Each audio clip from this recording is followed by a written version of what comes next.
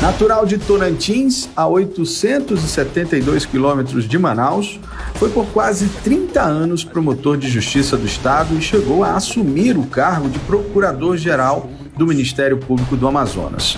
Hoje é o Controlador-Geral do Estado, atua há mais de 2 décadas como professor universitário, é especialista em Direito Civil e também é autor do livro Crônicas, obra que reúne artigos assinados por ele e publicados em um jornal de grande circulação de Manaus. O convidado do Conversa Política de hoje é Otávio de Souza Gomes. Eu vou falar aqui de um caso que eu tive à frente, né, assim, como Procurador-Geral de Justiça. Eu digo aqui que o caso mais emblemático do Amazonas, hoje, do que eu conheço pelo menos, eu com 57 anos de idade, foi o caso Wallace. O nível de investigação que se chegou só foi possível porque nós criamos uma força-tarefa dentro do Ministério Público, com vários promotores, e a polícia criou a sua força-tarefa e a Justiça tinha uma pessoa, um juiz específico para aquele caso.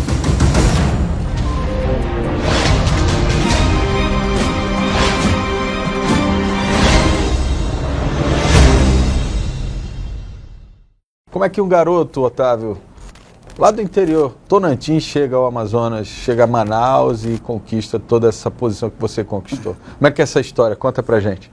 Agradeço, Álvaro, a pergunta e é muito interessante assim, né? A gente nasce aí, vou revelar, 1965, já é algum tempo, né? Pô, um tempo. E estudamos lá até os 10 anos de idade, né? Mas sabe que naquela época a região ali do Alto Solimões, ela foi muito ajudada pelos padres capuchinhos, né? Então os padres, se a gente pegar ali, mesmo Fonte Boa, até Tabatinga, aquela região toda, você vai encontrar colégios de padres, dos padres capuchinhos. Então a gente estudou lá num colégio chamado São Francisco e até a 4ª série. Mas ali em Tocantins, que não era município na época, era distrito de Santo Antônio do Içá, Tocantins não ia além da 4ª série. Então você ficava na 4ª série primária e tinha que procurar uma saída. Grande saída que o pessoal teve, né, muitos deles de lá da região, foi o seminário, né? A gente sabe que especialmente... No 4º ano mandava a criança para o seminário. Tinha que ir para algum lugar, possivelmente seminário, onde tinha uma estrutura deles, né? A Maturá mesmo tinha um seminário, fé, né? E aqui em Manaus, aí ao lado da São Sebastião também, tinha um seminário ali na igreja. Mas nós viemos, meu pai, né, tinha se aposentado como comerciante pelo INSS, minha mãe era agente dos Correios, também se aposentou na época por lá, e eles resolveram vir embora. E para minha sorte, né, porque na 5ª série eu já comecei aqui em Manaus. Aqui em Manaus. Já com 11 anos de idade. Estudei ali no Álvaro Maia, no Parque Deste, o Centro Educacional Álvaro Maia, que hoje já está até fechado.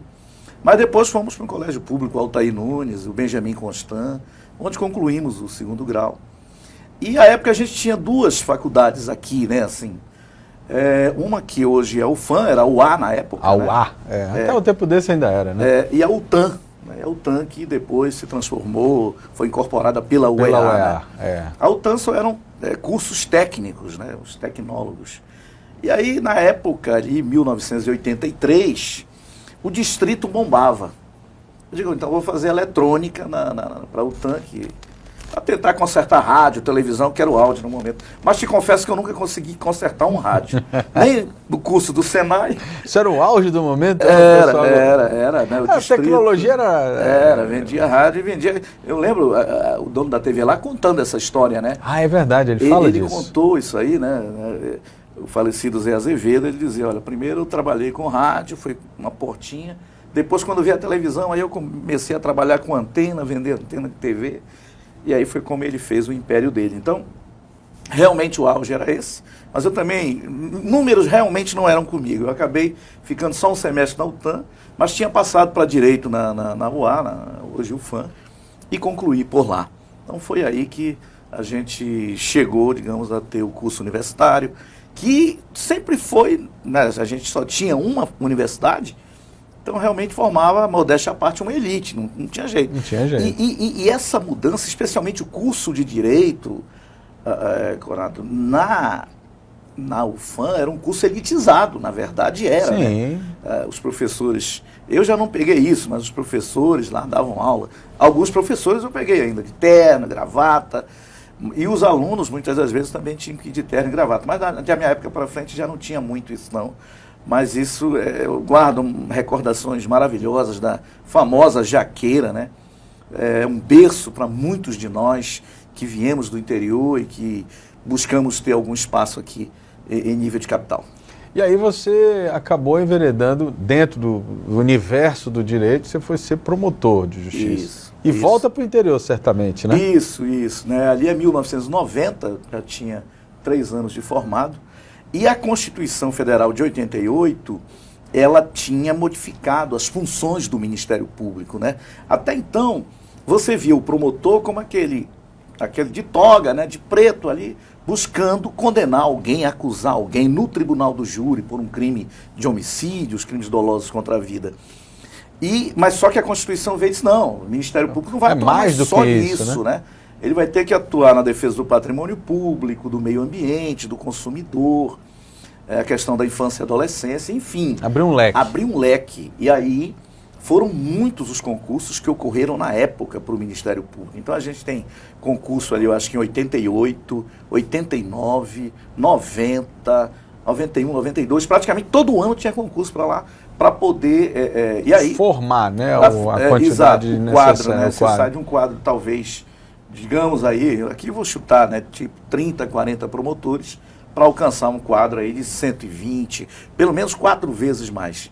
E aí eu faço concurso em 90 e volto realmente para o interior, vou lá para Santo Antônio do Içá, que era... Sua raiz, né? A minha cidade. Apesar de ser próxima ali, mas na época era um distrito, né? Como muitos municípios ali eram. O primeiro promotor titular realmente da comarca de Santo Antônio do Içá fui eu. Até o momento não tinha vida, tinha designação de juiz, já tinha juiz titular, mas promotor mesmo, fixo e titular não tinha vida. Ninguém tinha escolhido ainda Santo Antônio do Içá. Então, para mim realmente foi uma honra ir voltar para minha terra e fiquei por lá acho que 2 anos, depois fui para Tabatinga, né, que já era um caminho natural também, uma estrutura melhor, avião diário, porque Santo Antônio do Içá, a época era via de barco, não tinha esses ajatos de hoje, voadeira, né? De madeira, e você vinha e levava aí 4 dias para chegar em Manaus e para voltar 7 dias, né? Os barcos não eram tão potentes, os motores, enfim. Mas foi uma volta, assim, me senti em casa, né? Tinha irmãos lá, tinha sobrinhos, tinha os parentes. Isso é muito importante. Agora eu queria a tua visão, Otávio, porque assim, falar com alguém que veio do interior, que nasceu no interior, veio para a capital, recebeu o estudo, né? Teve a oportunidade de estudar, de se qualificar, e aí de repente você volta, anos depois, para o mesmo local de onde você nasceu. Certamente a visão que você tem do interior é uma visão diferente de quem nunca esteve por lá. Né? E eu queria que você falasse um pouco disso, porque hoje se discute muito a interiorização do desenvolvimento. É algo que está no papel desde a formação da Zona Franca, mas isso nunca de fato aconteceu. E a gente sabe disso porque isso é inconteste. Né? Você vai em qualquer município do interior, a dependência dos municípios ainda é muito grande. Você não vê uma formação econômica, até de educação. Isso que você falou ainda acontece hoje, as pessoas vindo do interior para estudar aqui com menos frequência, porque tem municípios que já têm faculdade, né, como Parintins e tal. Mas a verdade é que isso ainda é uma realidade. Muito. Ainda é. E é assim, Álvaro, tem uma situação que o Francisco Queiroz, que foi deputado estadual, presidente da Assembleia, o pai do Rafael Queiroz, também é um amigo nosso que é advogado, o Francisco Queiroz dizia o seguinte: você só desenvolve o interior do Amazonas criando municípios. Assim, desenvolver mesmo com uma certa rapidez. Então eu acho que a última grande criação de municípios já faz tempo se deu em 82, no governo Lindoso. Quando ele cria Tabatinga, Iranduba, Tonantins, Amaturá, Presidente Figueiredo, todos foram criados, Apuí, foram criados na mesma época. Por isso que muitos deles têm a data de aniversário tudo no mesmo dia, né? Isso. O decreto foi tudo publicado no mesmo dia. Então, e ali foi uma luta, né? A gente tem que, assim, tirar o chapéu, digamos, para o Fábio Lucena, o senador Fábio Lucena, porque aquela lei que o Lindoso, através dela, criou os municípios, o governador Zé Lindoso, ela foi considerada inconstitucional. E até pelo Supremo Tribunal Federal. E o Fábio, porque não atendia os requisitos para criação. Você tem uns requisitos para criar municípios, né? População, plebiscito, enfim, renda mínima. E o Fábio entrou com um decreto, um projeto de decreto legislativo no Senado, na época, restaurando os municípios. Então levaram aí uns 9 meses que os municípios caíram, mas depois foi restaurado. Mas o que eu queria dizer é o seguinte, que se você pegar o retrato, eu falo assim, porque eu conheço mais de perto, Tocantins. Se você pegar Tocantins, distrito de 82 para trás, 1982 para trás, é uma realidade totalmente diferente de quando ele se transforma em município em 1983. Certo. É uma mudança fantástica em todos os sentidos. Você não tinha hospital, você passou a ter. Foi o último município a ter 24 horas de energia, mas hoje é uma coisa comum, né? Rede de celulares. Ainda é um problema lá, que é o único município do Amazonas, e aqui eu chamo a atenção do nosso amigo desembargador Jorge Chalub, a gente tem uma boa relação com ele, é o único município do Amazonas que não é comarca. Ele ainda é termo, né? Ainda é termo, é o único. É verdade. Dos 62 municípios do Amazonas, Tocantins é o único que não é. Eu não sei por quê. É verdade. Sinceramente, porque ele tem uma população lá mais ou menos de 23 mil habitantes. Eu vou fazer só um comparativo com Japurá, né? Um demérito a Japurá, que é comarca. Mas Japurá deve ter uns 7, 8 mil habitantes. Não tem sentido. Então, a gente vê essa diferença e, volto a dizer, acho importante transformar Tocantins em comarca. É uma bandeira que, inclusive, já foi pedido, os vereadores de lá pediram, a gente até também deu um reforço para isso. Mas assim, Álvaro, hoje é uma realidade diferente, né? Os ajatos que vão ser hoje fazem 24 horas, daqui a Santo Antônio de Sá, daqui a Maturá. É verdade. Então, é um outro avanço, a questão do transporte. Você já tem aeroporto ali em Santo Antônio de Sá, em São Paulo de Olivença. Claro que você não tem linhas regulares, outro problema, né? Já tivemos linha regular. Em Fonte Boa hoje não tem mais. Em São Paulo de Olivença já teve, não tem mais. Da própria Azul. Então, precisa ainda ter cuidados com isso. Precisa, por exemplo, a gente sabe que para aquela região lá, a questão do manejo do pescado é fundamental. Para desenvolver mesmo. Para desenvolver, né? Você, por exemplo, ali do Mamirauá, do Lago do Mamirauá, de Tefé para lá, é impressionante. Você sobrevoa aquele lago por 1 hora de avião, parece que é interminável. Todo ele manejado. Mas aí você começa a chegar nos outros lagos, dos outros municípios, Jutaí, Tocantins, Maturá, Santo Antônio de Sá, já não vai tendo mais tanto esse manejo. Já houve uma melhora, mas hoje precisa incentivar mais. Apesar do trabalho que a Secretaria de Agricultura aqui do Estado, de produção, na pessoa do secretário Petrúcio, tem feito um trabalho, um esforço junto com o IDAM, com a DAF e outros órgãos, mas ainda precisa realmente se voltar para essa vocação de lá. Já se avançou muito, como eu disse. Se a gente pegar 30 anos para cá, a gente tem um progresso muito grande, mas ainda tem, tem um passivo muito a ser feito. Né? Você é esperançoso, né? Porque assim, normalmente quando a gente ouve alguém falar do interior, sempre rola aquela coisa de dizer que o interior está muito maltratado. A sua visão já é diferente, eu acho interessante.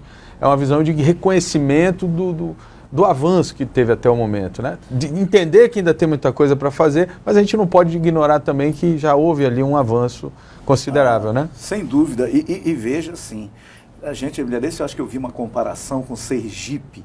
Sergipe, parece-me que com 270 municípios. É um dos estados pequenos ali do Nordeste. Não, Sergipe é um... Está me equivocando qual seja. E a gente aqui só com 61 no interior. Não tem sentido. Não tem sentido. Perfeito. A gente precisa realmente criar, porque com a criação você traz mais FPM, você traz mais Fundeb, você traz outros recursos que serão aplicados lá. Né? Perfeito. Olha, tinha uma situação, só para dar um exemplo assim, divisão de algumas pessoas, ele já até faleceu, José Carlos Menescal, era um juiz lá em Tabatinga que eu trabalhei com ele. E ele fazia questão de a gente agilizar e facilitar a aposentadoria na época dos chamados soldados da borracha, que eles ganhavam 2 salários mínimos. Em vez daquele salário mínimo único pela aposentadoria por idade, ele ganhava 2. E ele dizia, Otávio, quanto mais nós conseguirmos aposentar esses soldados da borracha, mais recursos nós vamos ter aqui no município, mais vai desenvolver, mais vai ter renda para circular. E realmente a gente fazia um esforço grande, sabe? A gente mesmo pelo Ministério Público entrava com as ações e corria com o processo, e ele fazia questão de fazer audiência rápida e finalizava e mandava para o INSS. Oh, legal. Então, esse trabalho tipo social, de visão, né? Isso, a gente precisa ter, né? Eu acho que antes de ser juiz, promotor, delegado de polícia, a gente tem que ver o lado humano, né? Esse lado humano das pessoas, porque a gente trabalha para esse lado humano, ninguém está trabalhando para construir a riqueza de X, de Y, né? É o lado humano que é o mais importante, né? Bom, aí você veio para Manaus, aí eu já é uma história um pouco mais recente, mas me recordo, você estava numa promotoria específica, né? Você trabalhou muitos anos nessa promotoria, né? Isso, eu primeiro, né, fui para o controle externo da atividade policial, mas logo que eu tive a oportunidade, eu fui para a promotoria do consumidor. Isso, foi quando eu acho que lhe conheci, eu era repórter e comecei a ter... Isso, porque a promotoria do consumidor tem esse lado, né? Como ela abrange, assim, valores, digamos, que as pessoas dão muita importância, vamos dizer, a questão da água, a questão da energia, da telefonia, das escolas particulares, bancos, plano de saúde. Então acaba sendo uma promotoria assim com uma visibilidade grande. Né? A parte mesmo de supermercados, né? A gente, em trabalho conjunto com outros órgãos, fez muito isso. A gente tinha aquilo que a gente chamava de força-tarefa. Isso. E aí, eu lembro, por exemplo, esse aumento que é muito colocado aí na mídia, que é a questão que leva para o lado político, inclusive, aquele aumento de 40%, eu acho que foi ali 2017, eu não vou lembrar bem o ano, 2016, 2017, que falavam, né?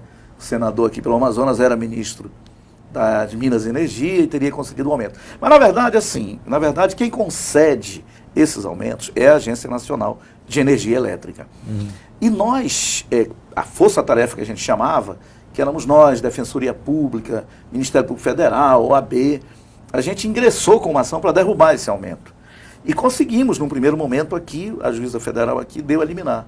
Só que assim, ficou um mês suspenso. Aí chegou em Brasília, a visão do desembargador federal... Aí é política, aí não tem disse, não, inclusive o argumento dele assim, né? Eu estou pagando energia cara aqui em Brasília e vocês no Amazonas não querem pagar o aumento da energia. Estou me ferrando aqui, vocês vão se ferrar lá também. É um argumento, lógico que não era o jurídico, mas a visão dele. E acabou que realmente derrubaram, como a gente, nessa mesma época, derrubou as bandeiras tarifárias, porque na época, Álvaro, esse é um aspecto interessante também, esse linhão de Tucuruí, que hoje abastece Manaus e algumas outras cidades aqui do Amazonas, ele não era ainda interligado. Não era, né? Estavam construindo o linhão. Mas mesmo assim a ANEEL tinha autorizado que a Amazonas Energia cobrasse a bandeira tarifária. Já pensou? Mesmo não estando ainda com o sistema interligado. E aí nós ingressamos e derrubamos. E ficaram apenas 2 estados, assim, aqui e Roraima, sem pagar a bandeira por um bom tempo, né? Hoje não, hoje já está interligado, o sistema está completo. Menos Roraima, Roraima continua sem, né? Continua sem. Mas aqui a gente já resolveu. Agora, falando de consumidor, Otávio, eu queria a tua visão um pouco sobre 2 problemas que a gente está vivendo agora, né? Um é bem mais simples, mas eu acho que é sintomático, é essa questão do Festival de Parintins, né? Ontem, essa semana, na verdade, a notícia que chegou para a gente é que as passagens para o período do festival estavam no site das empresas aéreas custando R$1.000 ida e volta. No dia que o governador anunciou que iria ter festival, meia hora antes continuava R$1.000. Isso eu conversei com donos de agência de turismo que ficam ali, obviamente, ligados nisso, porque eles vivem dessa, digamos assim, dessa balança comercial de passagens, né? Uhum. Ele disse que em meia hora saiu de 1.000 para 3.000. Hoje, para você ir para Parintins, um casal gasta aí algo em torno de 10, 12 mil reais. Uhum. Isso é crime, né? Na minha visão, né? Assim, é crime, né? Tem um aspecto criminal lá do Código de Defesa do Consumidor, mas você também tem aquela questão da prática abusiva, né? Também. O preço extorsivo, o preço além da realidade. Agora, tudo vai ser uma discussão, tenha certeza, jurídica. Jurídica. Quem autoriza essa questão de aumento de preço? A ANAC. A ANAC, ela faz o seguinte... Ou a NTT, né? Não, é a ANAC, mesmo. É a ANAC mesmo. Só que ela faz o seguinte, ela diz, olha, vamos dizer, trecho Manaus-Parintins, O mínimo, digamos, que a empresa pode praticar, digamos, seja hipoteticamente R$500. Perfeito. E o máximo que ela pode praticar, em tese, é R$2.000. Então ela tem essa margem. Ah, entendi. Então Entendeu? ela pode jogar nessa margem. Essa é a questão. Aí que é a questão de mercado, né? Porque eles... Demanda e procura. Demanda e procura. Você pode ver Tabatinga, a gente também que às vezes viaja muito para Tabatinga, mas tem isso, quando tu compras assim com 1 mês, 2 meses antes, é um preço, digamos, de R$1.000. Quando tu vais comprar na véspera, pode chegar a R$2.000, na véspera da viagem. Então, essa margem eles têm. Agora, que considero abusiva, não tenho dúvida, mas te digo, vai ser uma discussão, é uma briga, né? E vai, mas assim, tem que chegar a digamos ali, um preço médio, né? É aceitável, né? Eu acho que a grande questão é você ser aceitável. Bom, mas, Otávio, nessa sua escalada profissional, você chegou ao comando, né, da instituição. Como é que foi essa experiência administrativa? E política? Pois é, Álvaro, assim, internamente, a gente sabe, o Ministério Público tem esse avanço, né? O Procurador-Geral de Justiça é escolhido pelos seus membros da ativa, né? Então é um avanço que o Judiciário, por exemplo, não tem. E mesmo o Ministério Público Federal não tem. É uma coisa assim meio esdrúxula. Porque, digamos, quem preside o Conselho Nacional do Ministério Público? O Procurador-Geral da República. Em tese, pelo menos no aspecto de correição, ele é o chefe da instituição nacional, incluindo os Ministérios Públicos estaduais. Sim.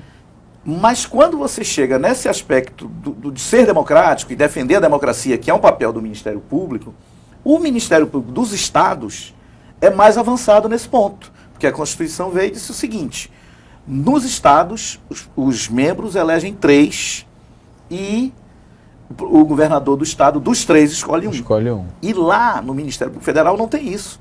Não tem a lista tríplice. O presidente da República pode escolher quem ele quiser, dentro de algum critério da Constituição e da Lei Orgânica Nacional do Ministério Público, e PT saudações. Perfeito. Entendi. Então, aí a classe lá, inclusive, tenta fazer uma eleição que alguns presidentes da República têm respeitado, mas, dependendo do presidente de ocasião, ele não respeita. Ele leva em consideração ou não. E aí o que eu quero puxar aqui. Isso a gente teve, então, essa possibilidade de, enquanto promotor, de fazer um trabalho primeiro na Associação do Ministério Público, onde nós tivemos 2 mandatos lá, que é uma grande experiência, porque você vai defender os interesses da classe. E aí a gente foi tentando eleições internas, ali vinha o saudoso Francisco Cruz, que na época o próprio ministro Campbell, tivemos a oportunidade de disputar eleições com ele, e o próprio Fábio Monteiro, que também depois chegou ao cargo de procurador-geral. Então a gente foi fazendo um trabalho. E da vez que a gente uniu forças, eu, o Chicão e o Fábio Monteiro, foi quando eu fui escolhido ali em 1988. Então, de 88 a 2008 até 2010, eu dirigi a instituição.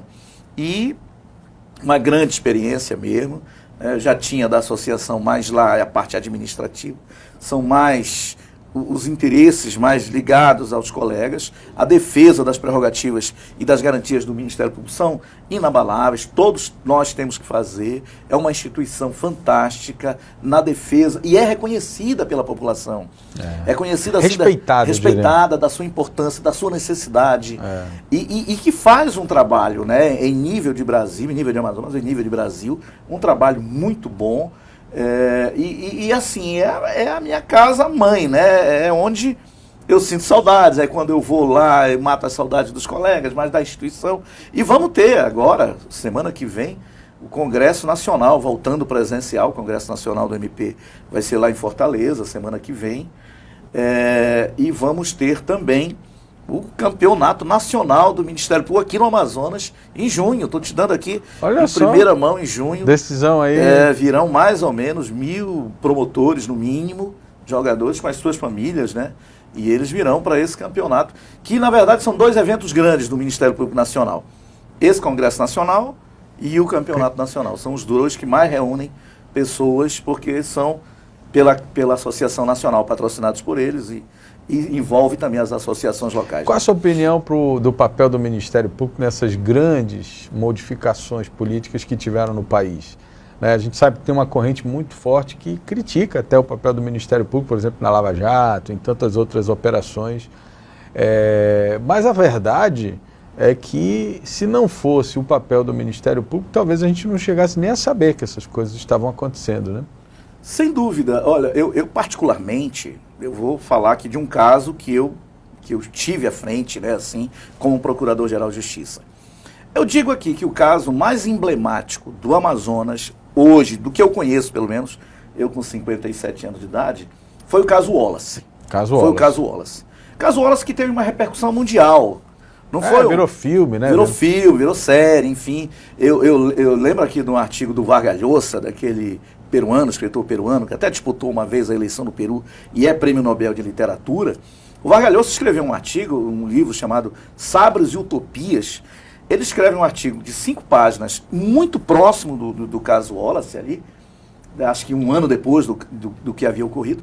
Mas ele é impressionante no artigo dele, como ele conta detalhes do caso aqui, e ele pegou casos da América Latina e colocou nesse livro. E um desses casos foi o caso Wallace. De 2 ou 3 no Brasil, um desses foi o caso Wallace. Mas o que eu quero dizer, e a época eu estava à frente da Procuradoria-Geral de Justiça, nós só chegamos a algum avanço no caso Wallace, independentemente de dizer quem tem culpa, quem não tem culpa. É uma outra discussão. Se era verdade ou não, se era mentira, aquilo que a série coloca, e se tinha questão política por trás ou não tinha, eu não estou discutindo isso. Eu estou dizendo que o nível de investigação a que se chegou só foi possível porque nós criamos uma força-tarefa dentro do Ministério Público, com vários promotores, e a polícia criou a sua força-tarefa e a justiça tinha uma pessoa, um juiz específico para aquele caso. Então ali, da união, do esforço dos promotores, aí estava Fábio Monteiro, né, estava Ronaldo Andrade, e estava Alberto Nascimento Júnior, que hoje é o Procurador-Geral. Nós tínhamos ali o Divanilson pela polícia, e outros delegados que eu não vou recordar, e tinha o Mauro Antoni pela justiça, o juiz. Se não for isso, provavelmente a gente não conseguiria chegar a determinados lugares, a determinadas elucidações, enfim, no calor daquele momento. E da mesma forma eu vejo a Lava Jato. A Lava Jato. Se não fosse a força-tarefa do Ministério Público, da Polícia Federal e da própria Justiça, no papel emblemático aí do juiz Sérgio Moro, também não se chegaria. Sinceramente, eu acho muito difícil, Álvaro, você atuar em qualquer crime do colarinho branco, que em regra não vai deixar rastro, se não tiver um esforço de polícia, um esforço até mesmo de engrenagem dessa investigação. Não que você não dê o direito de ampla defesa, não é isso. Não é isso. A ampla defesa, o contraditório, tem que ser respeitado em qualquer processo, indubitavelmente. Mas você não aprofunda, você não chega, se você não tiver mecanismos, até, digamos assim, primeiro, o sigilo em relação a determinadas investigações. Isso. Como não trocar ideias, digamos, o promotor, com o procurador, não tem como, né? com a polícia. Não tem como, né? Não tem.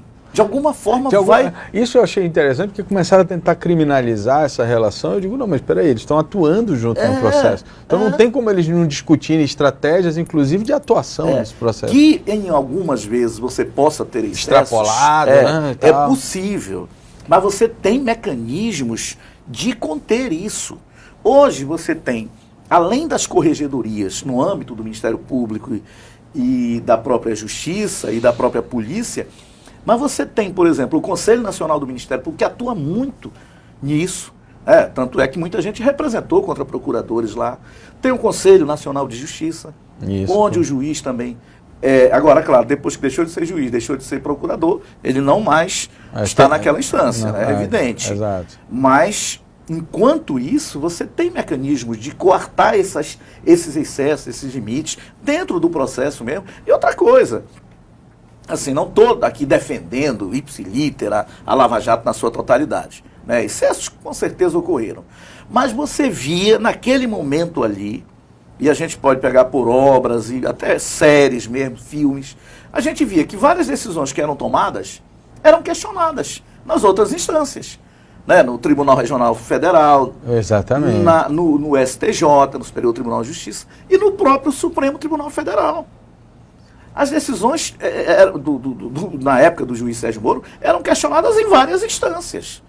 E não eram e não eram modificadas. Em nenhum momento se questionou, inclusive, a questão da suspeição. Quer dizer, isso só foi ser usado depois que ele, inclusive, já estava condenado. Eu achei isso um absurdo porque, assim, é um gasto de dinheiro público, é um gasto de esforço dos profissionais. Ou seja, se é para julgar um juiz suspeito, que se julgue logo no início, né? Ou que quando se tem logo essa informação. E outra coisa, praticamente a operação se desfaz quando o Supremo, né, através acho que do ministro Edson Fachin, vem e diz, não, mas a Justiça Federal do Paraná não era competente para atuar. Aí realmente, depois de anos, você chegar... Dizer que a justiça de lá não tinha que ser lá em Brasília, no centro de São Paulo, que seria um aspecto a ser considerado, como se diz lá no processo, ab início, né? Desde o início já tinha que ser visto, é competente ou não é. E havia, inclusive, descentralização de alguns processos. Tem até um conterrâneo nosso, né, amigo também, o Vale Disney, que atua em processo lá no... E quem corrige no processo da Lava Jato. É possível corrigir isso? Ou não tem como corrigir quando um Supremo toma uma decisão dessa, desfazendo tudo que foi feito? Não tem ninguém que diga, não, Supremo, isso aí não pode. Não tem, né? Não. Aí realmente aí é a última instância, né? Que em nível de Brasil, a última instância, né? Aí tem isso, fala lá nos tribunais internacionais, mas não para decidir essa questão de competência. Aí você sai desse universo e vai para o executivo, né? Agora você está dentro de uma secretaria no executivo estadual. Como é que é essa experiência? Aí já é uma outra realidade, né, Otávio? É uma outra realidade. Fiquei muito em dúvida, né? Porque eu me aposento com 54 anos no Ministério Público, eu não poderia vir para o executivo ou qualquer outro cargo se não for aposentado, né? Ou então me exonerando lá, como fez o Moro, como está fazendo o Dallagnol e outros. Mas eu não, sairia realmente aposentado. Como eu já tinha tempo de serviço suficiente para isso, o fiz, né, a convite do governador, vi para exercer o cargo de Controlador-Geral do Estado. Para mim está sendo uma honra, também uma experiência nova, fantástica, já praticamente 3 anos à frente do cargo. Não é muito diferente, porque aqui nós trabalhamos buscando dar transparência ao governo, né, que é a parte da ouvidoria e transparência, e também buscando corrigir em relação, por exemplo, à aplicação dos recursos públicos, ali, né? Os rumos. Então a gente corrige 122 unidades gestoras, aponta, a gente faz apontamentos assim, no sentido de, olha, aqui houve um equívoco, precisa ser corrigido. A gente antecipa, digamos, um trabalho do Tribunal de Contas do Estado, que faz o controle externo. Nós fazemos um controle inicial. Até agora, março, nós certificamos todas as 122 unidades gestoras. E hoje, posso dizer que 80% delas foram consideradas regulares nas contas de 2021. Isso é um grande avanço, né? É um grande avanço. Com algumas ressalvas, evidente que tem, né? E podemos dizer que uns 10% irregulares, né? Isso, obviamente, tem coisa errada, né? Tem que a gente tem que apontar. Tem que apontar. Tem que apontar e até encaminhar para corrigir, faz recomendações, encaminha ao Tribunal de Contas do Estado, que vai fazer também a sua análise, né, a partir de abril. Então, esse é um trabalho, não é diferente, digamos, aquele do Ministério Público. Lá o Ministério Público faz um controle externo, né, na parte de patrimônio público, e aqui a gente faz um controle interno. Então está sendo uma experiência muito boa, a gente tem um corpo de funcionários muito bons. Eu tenho uma visão, Álvaro, que serviço público para mim é continuidade. Não é continuismo, é continuidade. Você sai um, o outro entra e tudo continua, né? Não para, não se interrompe aquilo que está sendo feito. Exatamente. Então eu procurei manter o quadro de funcionários que nós já tínhamos, especialmente os 2 subcontroladores, o de controle interno e o de ouvidoria e transparência. Ele é o doutor Rogério Sá e ela a doutora Lúcia Magalhães, ambos com muita experiência na área. Então, mesmo cargos muito próximos, de confiança, eu não quis fazer alteração, para não haver solução de continuidade. Isso foi importante. E também a autonomia que o governador Wilson Lima nos passou para a gente fazer o trabalho necessário previsto em lei. Ele costuma dizer que ele é um dos governos mais auditados que já houve nos últimos tempos, talvez o mais auditado em todos os sentidos, especialmente interno, externo, político. Isso, por conta da Mídia, pandemia, né, que a gente enfrentou aí, 2020, 2021. Então foram anos assim muito difíceis, especialmente 2020. Nós fomos muito demandados. Mas essas demandas, elas serviram como experiência e para a gente avançar. Havia uma situação que a gente até conversava hoje com um membro do Ministério Público de Contas, nosso procurador de contas, Rui Marcelo Alencar, que é a questão referente a nós cobrarmos das empresas que fornecem para o Estado que eles tenham um programa de compliance, um programa de integridade, um programa ético. Isso já é uma prática em muitas empresas, na verdade. Mas no privado, assim, né? Mas aí a lei, ela vem agora determinando, especialmente a nova lei de licitações, que o poder público exija isso. Quando ele for contratar, que ele faça essa exigência. E eu me lembro que ali em 2020, a gente fazendo auditorias extraordinárias em alguns órgãos, até por conta da questão da pandemia, uma das cobranças que nós já fizemos foi essa, que a secretaria fizesse a cobrança em relação aos seus fornecedores acerca desses programas de integridade. Então são avanços necessários. E nós, mesmo diante da pandemia, trabalhando remotamente, nós permanecemos auditando os 122 unidades gestoras, tanto em 2019 como 2020 e 2021. Então isso é um marco do governo Wilson Lima. E ontem nós tivemos a oportunidade de, pela vez primeira, entregar os certificados pessoalmente, reunirmos com os controles internos e com muitos gestores das pastas, muitos secretários estiveram conosco, para premiar os 5 melhores controles internos de cada órgão desse, de cada secretaria. Que legal, hein? Entendeu? Porque é uma forma de a gente incentivar que as boas práticas se disseminem no Estado. E essa é uma visão, né, que eu acho que a gente precisa começar a construir, de que não seria de tolerância a coisas erradas, mas é uma visão de entender que a máquina é tão grande que, mais do que acusar e penalizar, você precisa informar, instruir e corrigir, né? Porque o importante, na verdade, é aquilo que você falou, é a continuidade. O Estado ou o município, ele vai continuar independente dos gestores que vão entrar e vão sair. Né? Então, o que tem que importar, na verdade, são práticas que fiquem realmente dentro desses órgãos, dessas instituições, não é isso? Isso. E nós tivemos uma palestra magistral do conselheiro Érico Desterro, que hoje preside o Tribunal de Contas do Estado, e numa visão nessa linha, né? A gente não pode ter a visão de que controle interno ou externo, ele é policialesco. Denuncismo, né? Bota lá e tal. Não, chama o cara, errou, chama, corrige isso, né? Vamos ajeitar aqui, né? Nós fazemos um papel, controle interno e externo lá, o Tribunal de Contas, e a polícia tem o seu papel, né? De investigar, de apurar algum crime que possa haver. Tipo, não atendendo às recomendações, mantendo a conduta equivocada em relação à aplicação do recurso público, sabendo que não pode, aí sim, aí você não tem como corrigir, não sendo através de uma ação policial. Né? Então, o nosso papel é diferente. Então, a gente faz esse papel inicial, como você disse, de informar, de instruir, de buscar corrigir aquilo que está equivocado.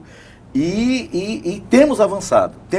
A transparência, por exemplo, nossa, obteve, diante das situações, mesmo ainda da pandemia, a gente chegou a estar em vários locais em primeiro lugar. Olha só. Em organismos internacionais, tem um organismo chamado Openology, que afere, é um organismo externo, mas afere em nível de Brasil.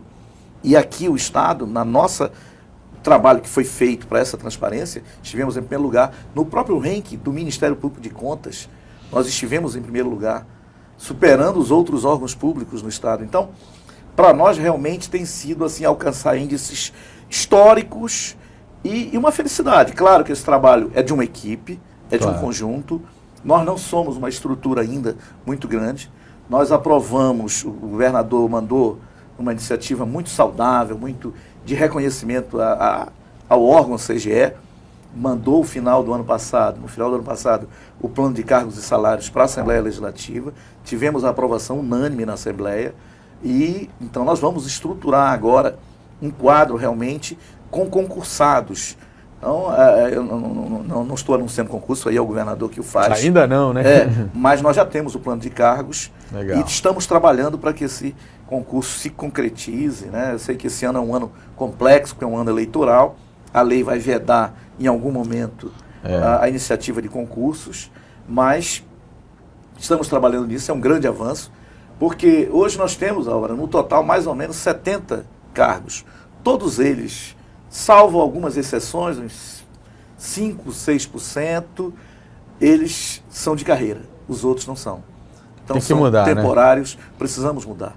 Senão não tem a continuidade. Não tem, e veja bem, às vezes a gente discutia muito isso lá no Ministério Público, na área de consumidor, como é que um fiscal que não é concursado, que não tem estabilidade, ele vai conseguir ter autonomia para lavrar um auto? Contra um gestor público?